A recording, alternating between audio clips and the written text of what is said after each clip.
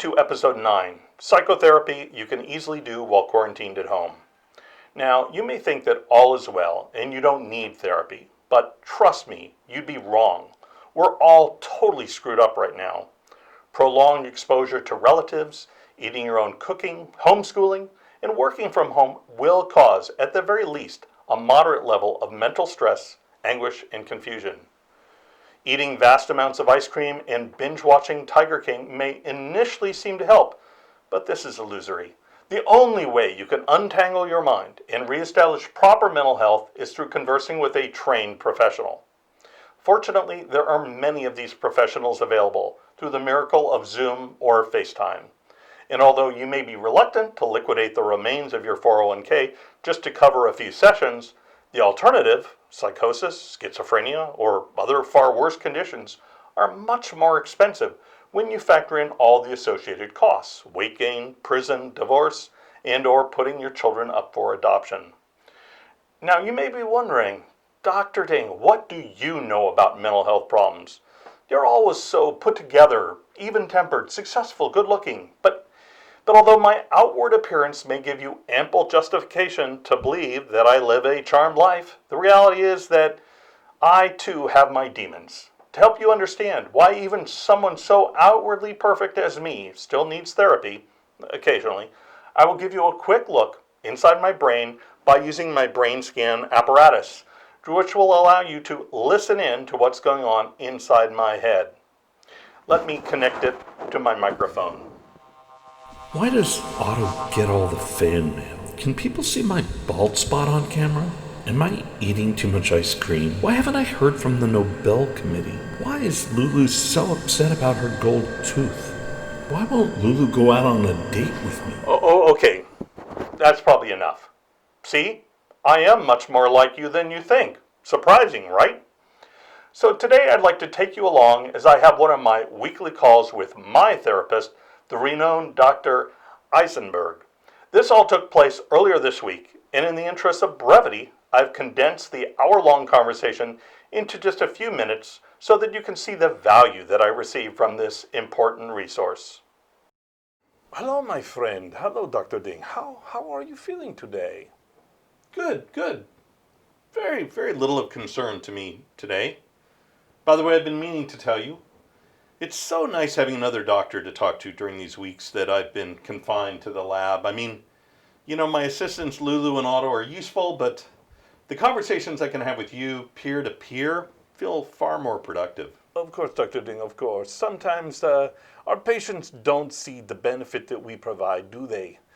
They want quick, simple solutions. I'm so tired of the attitude. I tell them, look, I can't solve all your problems in one $500 call, It sometimes takes weeks to get to the bottom of the problem. Speaking of the bottom, how is Lulu's bottom? Well, we did have a bit of a setback a couple of weeks ago.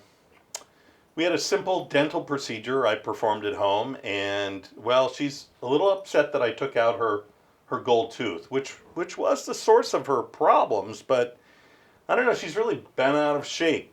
I apologized to her later, but she said, oh no, it's not the same as an apology on air. She's getting a little obsessed with her looks, and I guess she thought the gold tooth really helped, but I'm trying to make it up to her, but I don't know, she hasn't been as friendly since that procedure. I did the right thing, don't you think? Yes, I understand, but I'm kind of surprised to hear you mention Lulu in this way. I thought your mannequinship was progressing well, right?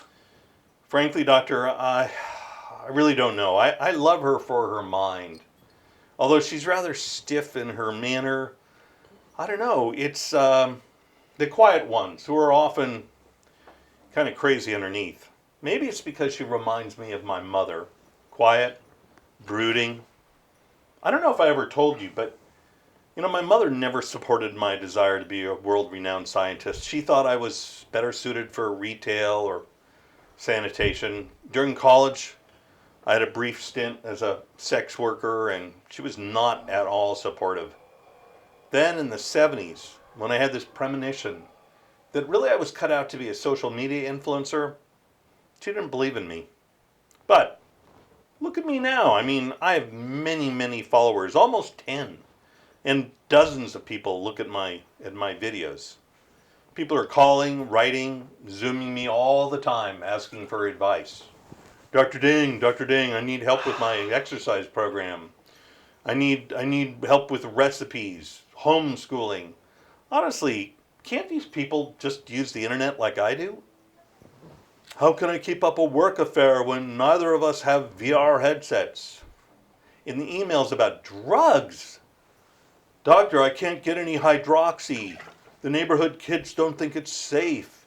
In the marijuana, it's not the type I want. It's the type that puts you to sleep. I want the type that makes you more creative.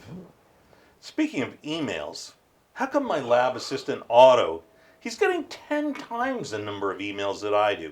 It's ridiculous. I mean, I put him on air once. I give him a few lines, and now he's the darling of the channel. If he gets nominated for an Oscar, I'm going to be livid. I've taught him everything. I'm so sorry, Dr. Ding. My next patient is waiting on the next screen. I must go. So I put the $650 on the same Discover card as last week, right? That Dr. Eisenberg is the consummate professional. He certainly has helped unscramble my brain. So I hope you enjoyed this. We're now 2/3 of the way through our 3-part episode on home medical care. Tune in soon for the final surgery you can do on your dining room table. Thank you.